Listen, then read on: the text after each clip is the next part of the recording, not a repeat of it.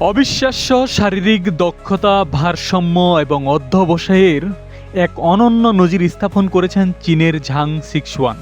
মাত্র 1 মিনিটে মাথা দিয়ে সামনের দিকে টানা 69টি ডিগবাজি দিয়ে তিনি গড়েছেন নতুন বিশ্ব রেকর্ড।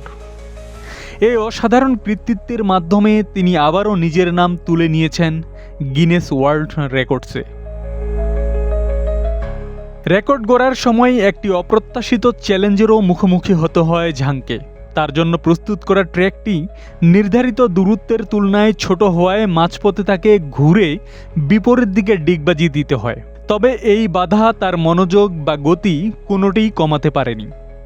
নিখুঁত ভারসাম্য ও ধারাবাহিকতা বজায় রেখে তিনি 1 মিনিট পূর্ণ হওয়ার আগ পর্যন্ত ডিগবাজি চালিয়ে যান এবং শেষ পর্যন্ত 69টি হেড ফ্লিপ সম্পন্ন করে নতুন বিশ্ব রেকর্ড গড়েন।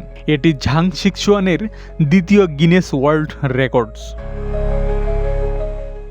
আব্দুস সালাম, প্রজন্ম 24।